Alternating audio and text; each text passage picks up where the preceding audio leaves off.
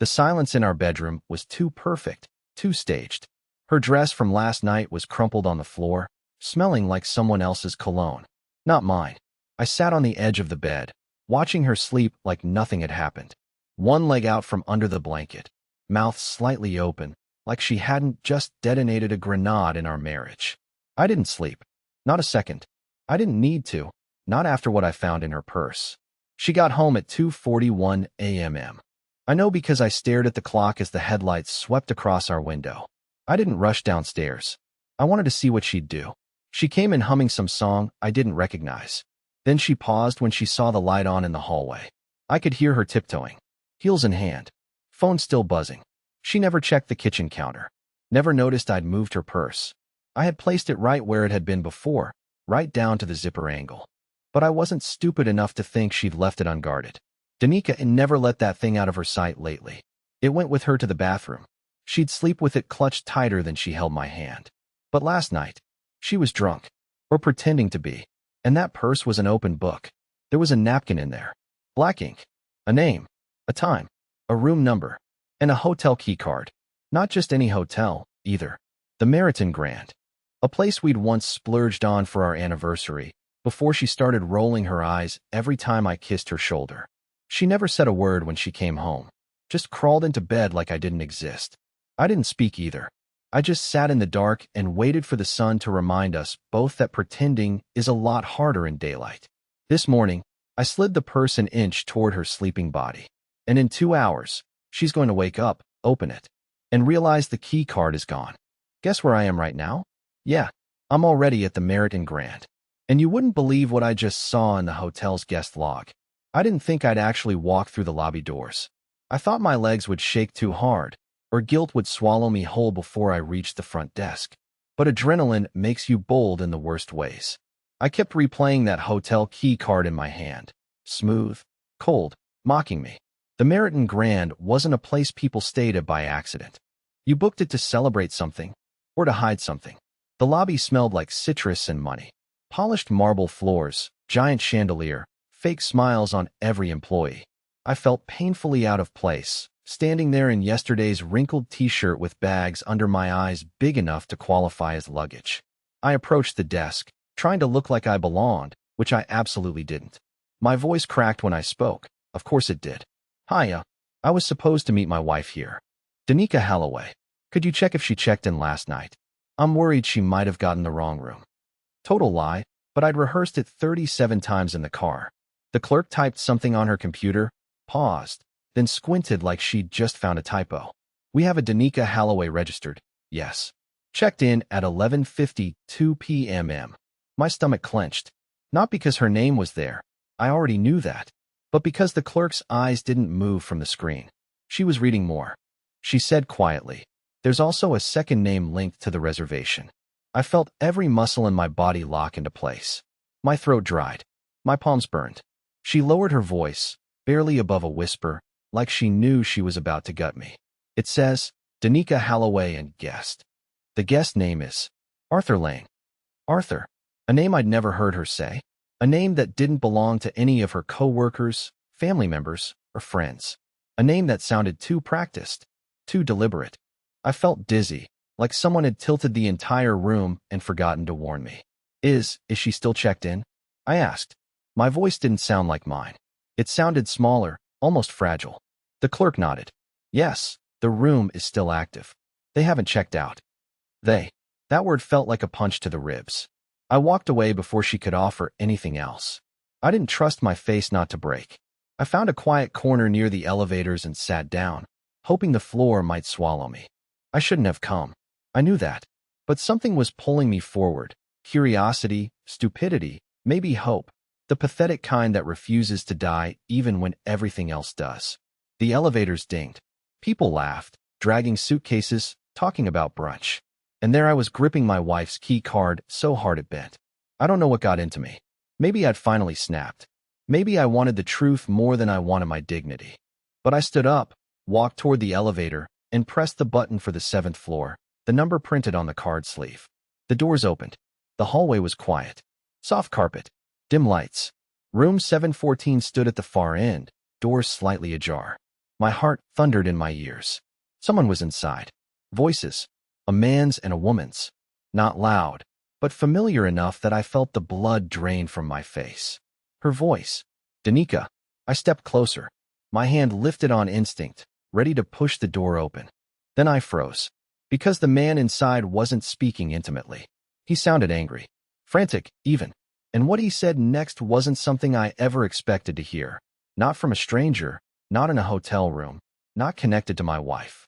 He said, "If your husband finds out what you did, you know it won't just ruin your marriage. It'll ruin everything." I staggered back. My breath caught in my throat. Whatever I thought this was, whatever I suspected, I was wrong. This was something else entirely. Something bigger. Something she never meant for anyone to know. And I was standing 2 feet away from the secret she'd rather burn our life down than tell me. I stood there like a fool, halfway between escape and explosion. Every instinct in me screamed to turn around, run, pretend I never heard that man's voice. But I didn't move. I couldn't. Not after hearing him mention me. My name, slipping through that crack in the door like a knife. "You think Elbert's just going to sit at home forever while you dance around this mess?"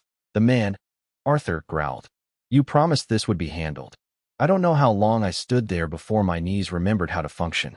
My heart wasn't just racing, it was sprinting without me. I leaned closer, not thinking, just reacting. That's when the door creaked open another inch on its own. I froze. No one had touched it. It just moved. As if the hotel itself wanted me to hear more. Danica's voice came next. Soft, low, stressed in a way I hadn't heard in years. Not angry, not seductive, but terrified. "I didn't think he'd come here," she whispered. "He wasn't supposed to know about the party, let alone the key card." Arthur snapped. "Well, guess what? You're sloppy. You left it in your purse. You were drunk. And now he's probably putting it all together." I felt sick. They were plotting. Not sneaking around. Not an affair of chance. This was deliberate. Orchestrated. My wife had been hiding more than a fling. This was something coordinated, something I wasn't even close to understanding. Then she said it. "Do you have the files or not?" "Files." Arthur sighed. "They're encrypted. And if your little husband decides to get curious, we've got a problem bigger than your marriage." My head spun. This wasn't just infidelity. This wasn't about a one-night stand or some flirtation at work. They were hiding something. Something with files. Something they couldn't afford for me to see. Something that could apparently ruin everything. I backed away from the door slowly, heart pounding louder than my footsteps. I couldn't be there when they came out. I needed time to think. I needed to get out of that hotel before I lost control and did something that would get me in trouble. As I reached the elevator, my phone buzzed in my pocket. I almost dropped it. It was a text from Danica. "Morning, babe. Hope you're sleeping in. I might get breakfast on my way back. Red heart." I stared at it like it was a joke. Like she hadn't just been conspiring in room 714 about how to keep me in the dark. I didn't reply. I walked straight out of the Meriton Grand, into the daylight that somehow felt darker than anything behind that hotel door. But as soon as I got in my car, I knew one thing. I wasn't going to sleep. I wasn't going to cry. And I wasn't going to yell. I was going to investigate. And the first thing I was going to do was clone her phone. I'd never done anything like this before. Never snooped through her phone. Never tracked her. Never even checked our shared iCloud logins, though I knew how. I always thought snooping was beneath me. That if I had to dig through someone's life, the relationship was already dead. But that morning, sitting in my car outside the Meriton Grand, I realized the relationship was dead. I just hadn't buried it yet. So I drove home. Didn't slam doors. Didn't leave dramatic notes. Just waited. When Danica got back an hour later, she acted like she was returning from a yoga retreat. Cheerful. Relaxed. Smiling with that same smugness I saw the night before. She even brought me coffee. From my favorite place. "Didn't want to wake you," she said, setting it beside me. "Thought you could use a treat." I thanked her. Like an idiot. Then I watched her take a shower while her phone stayed charging on the nightstand. Unlocked. Open. Vulnerable for once. I mirrored it to my laptop in 30 seconds flat. I didn't even feel guilty. The version of me that might have hesitated was gone. Replaced by a man sitting in sweatpants with dry lips and trembling hands, combing through every corner of her digital life. That's when I found the hidden folder. It was buried deep in her Files app, named something generic, Work Docs. I almost skipped it, but curiosity, or paranoia, pushed me to open it. Inside were screenshots. Lots of them. Text conversations between her and Arthur. But not the kind I expected. These weren't just flirty or romantic. They were strategic. Cold. Almost like business. One thread was titled, March Meeting Recap. Arthur had sent her a photo of what looked like a contract. Her response? He still doesn't know? If this leaks, I'll say he forged it. His name's nowhere. I stared at the image. It was a contract. It had my company's logo on the header. Now, for context, I'm not some CEO or big shot. I handle IT procurement at a mid-sized logistics firm. Boring stuff. Nothing shady. But recently, we'd had a breach. Nothing major, just flagged emails and some internal audits. I never thought it connected to Danica in any way. Until now. Another message. Once the system access is killed from his end, we wipe everything. Just make sure he doesn't get suspicious before Friday. Friday. That was today. I felt ice settle in my spine. My wife wasn't just cheating on me. She was using me, leveraging my job, my access, to do something. I still didn't know what, but it wasn't just personal betrayal anymore. This was dangerous, and possibly illegal. I looked at the timestamps. These texts weren't from months ago. They were from this week. This morning. Then came the worst message of all. Arthur had written, he knows too much. If he starts asking questions, we handle it the same way we handled Liam. Liam? Who the hell was Liam? There were no other messages. Nothing that explained who he was, what they'd done, or what they meant by handle. I searched every folder, every hidden album, every note. But that was it. It was like hearing someone say, don't open the basement door, and realizing you're already standing on the stairs. I stared at her phone as the shower shut off. My hands were shaking so bad I almost dropped it. I mirrored the files to a USB drive and shoved everything under my desk before she came out, towel wrapped around her hair, humming like she hadn't just been planning something that could ruin both our lives. She asked what I was doing. I smiled. I said, just clearing out some files for work. And in that moment, I knew I couldn't confront her yet. Not without understanding who Liam was. Not without knowing how far this went. But I was going to find out, even if I had to risk everything. I didn't sleep that night. I didn't even try. Danica curled up beside me like she had nothing in the world to worry about, like she hadn't been texting a man about handling me just hours earlier. Every time she shifted, I flinched. Every breath from her felt like a slow countdown to something I hadn't prepared for. Around 3 a.m., while she slept peacefully beside me, I booted up my laptop in the hallway and typed in a single name, Liam. I didn't expect much. It's a common name. But paired with Danica's and Arthur's, that narrowed it fast. And what I found was worse than I imagined. 3 months ago, a man named Liam Wexler filed a formal whistleblower complaint against a third-party tech contractor working with multiple logistics firms, including mine. The documents were sealed, but the leak was covered in a quiet little blog post from a tech journalist no one really follows.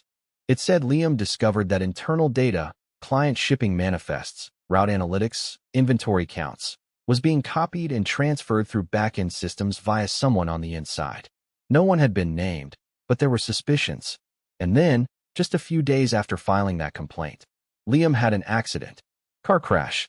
No foul play suspected. No follow-up. Case closed. Except now I knew Danica and Arthur had been involved in something with hidden files, encrypted documents, and someone they clearly needed to disappear. And they talked about Liam like he was a loose end they tied up. I felt sick, because that meant I wasn't just being used. I was standing on the same tracks Liam had been shoved onto. The next morning, I kept pretending. Pretended to kiss her goodbye. Pretended to go to work.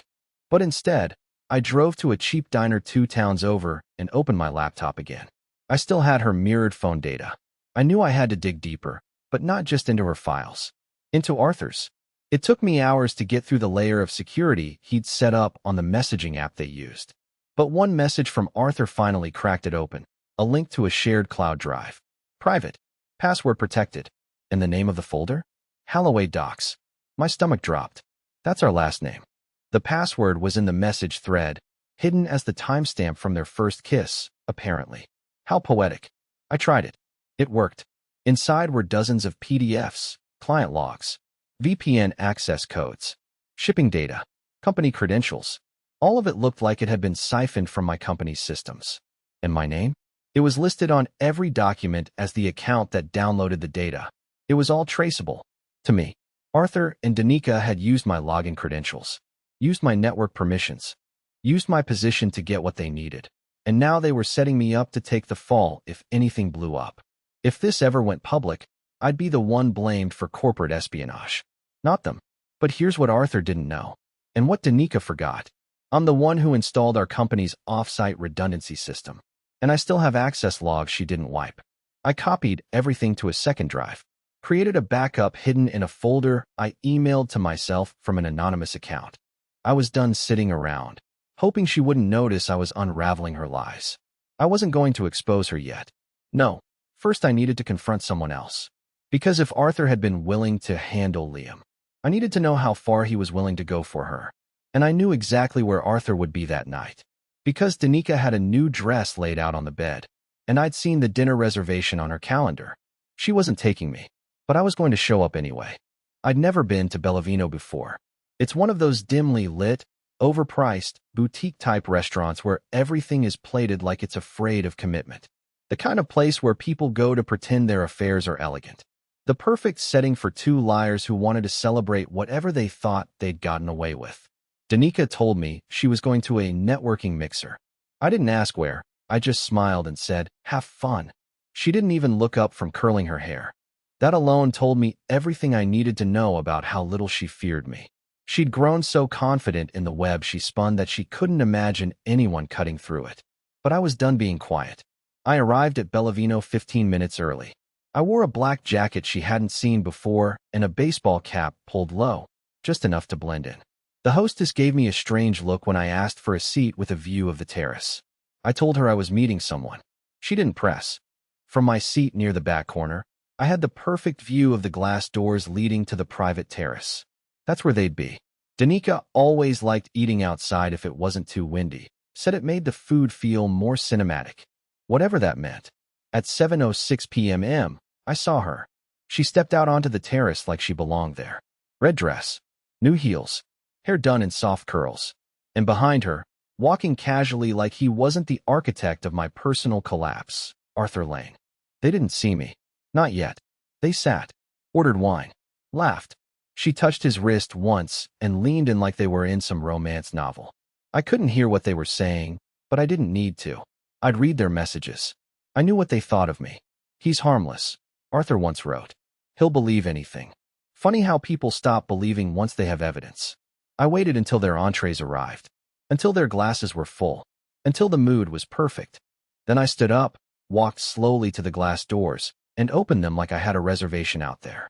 Danica looked up first. She blinked once, then again, slower, like her brain was buffering. Arthur turned his head, chewing mid-bite, then stopped. I'll never forget the color draining from his face, like he was staring at a ghost. I pulled up the chair beside them without asking. Sat down, smiled. Danica was frozen. Albert, what are you doing here? Funny, I said. I was about to ask you the same thing. Thought you had a work mixer? Arthur tried to speak, but all that came out was a nervous cough. I pulled the USB from my jacket pocket and set it gently on the table between their wine glasses. Just thought you should both know, I continued. The files you tried to pin on me? I've got duplicates stored in 3 different places. One with a lawyer, one with the company's security chief, and one, well, that's just for insurance. Danica's face was pale. Her jaw clenched. You went through my phone. I went through your life. I snapped, voice still low, still calm. Because I had no idea how deep the betrayal ran until I saw the receipts. I thought you were cheating. Turns out, you were framing me for federal crimes. Arthur tried to regain some composure. You have no idea what you're talking about. Oh, I leaned forward. Then maybe you should explain the encrypted documents. Or why you texted her to handle Liam the same week he drove off a cliff. A full 10 seconds passed. Neither of them blinked. Then Arthur stood up. Fast. We're done here. But Danica grabbed his sleeve. Sit down, she said. Her voice wasn't gentle anymore. And that was the moment I knew. She wasn't in control of this either. She had lost the grip. The plan was falling apart. People at nearby tables were starting to stare. Arthur pulled away from her. I told you this would happen. I told you he was too quiet, too careful. Danica stood next. Albert, we can talk about this. No, I said. You had your chance. I left the USB on the table and walked out without turning back. Let them scramble. Let them panic. Because I had already emailed my boss and set a meeting for the next morning. And by the time the sun rose, the person Danica underestimated the most would become the one who ends everything she built with lies. I arrived at the office an hour early, USB in hand. Anxiety coiled so tight in my chest I thought I might be sick. My boss, Mr. Blevins, had agreed to meet with me privately before our Friday morning team call. He didn't ask questions, just said, "Come in early, we'll talk." The moment I stepped into the building, it felt like every light overhead was a spotlight, and every glance from a coworker held suspicion. But the surprise didn't come from inside the office. It came from outside, just 20 minutes before my meeting. Danica was standing near the elevators, holding 2 cups of coffee. She looked calm, poised, like this was just some marriage hiccup we could iron out over breakfast. "I figured we should talk first," she said, her voice low, sweet, rehearsed. "Before you do anything you can't take back." I didn't touch the coffee. I didn't smile. "You're not supposed to be here." "I'm your wife," she replied, as if the title still held weight. "You're going to ruin your life. Do you really think Blevins is going to believe you, after what Arthur showed him?" That stopped me cold. "What?" She stepped closer. "Arthur already met with your company's legal team. This morning. He gave them a drive with files showing your login history, your signature on internal exports. You're already under review. The only reason you haven't been locked out yet is because they're verifying the timestamps." I stared at her, trying to process. She smirked. "We're smarter than you, Albert. You should have just kept your mouth shut." For a second, I almost broke. I really did. Everything I'd planned shattered before I could even reach the meeting room. But then I remembered something. Something she didn't know. I pulled my phone from my pocket and opened an app, a screen recording log. Then I hit play. Danica's voice came pouring out, loud and crystal clear. "You're going to ruin your life. Do you really think Blevins is going to believe you, after what Arthur showed him?" Her eyes widened. She looked down at my phone, stunned. "I've been recording since I walked in," I said quietly. "And now I have you admitting that Arthur forged those files." She lunged to grab the phone, but I stepped back. "You just gave me exactly what I needed," I added. "Now get out. And if I see you near my job again, the next place you visit will be a courtroom." Her face twisted into something I'd never seen before. Not guilt, not fear, just rage. She said nothing as she walked away. I didn't stop her, because in 5 minutes, I was going to sit down with my boss, play every message, every recording, every login timestamp, and flip this whole thing upside down. I walked into Mr. Blevins' office with shaking hands, but a steady voice. I didn't need to exaggerate, plead, or get emotional. I just calmly set the USB on the table, opened my laptop, and pulled up the recordings. 10 minutes in, he stopped me. "That's enough," he said, rubbing the bridge of his nose. "You're telling me your wife and this Arthur Lane used your access credentials to extract internal data, then planned to frame you for the breach?" "I'm not just telling you," I replied, sliding over the printed backup of the server logs. "I'm proving it. These are remote access timestamps. My credentials, yes, but from IP addresses I've never used. Someone cloned my login from outside the building. IT should be able to confirm it." He nodded slowly. "And this audio?" She admitted Arthur came to us first. "That's right. I figured they'd try to spin the narrative before I had a chance." Blevins leaned back in his chair, quiet for a moment. Then he said something I'll never forget. "You've been loyal to this company for 9 years. I believe you. Let us handle the rest." By noon, Arthur Lane's access to our company's systems had been revoked. Legal contacted him for follow-up. He didn't answer. By 3 p.m., news came down that external counsel had opened a formal investigation into third-party breaches linked to his firm. The guy vanished before dinner. No one's seen him since. As for Danica, that evening, she came home to a quiet apartment, and divorce papers sitting on the kitchen table, right beside her favorite perfume bottle.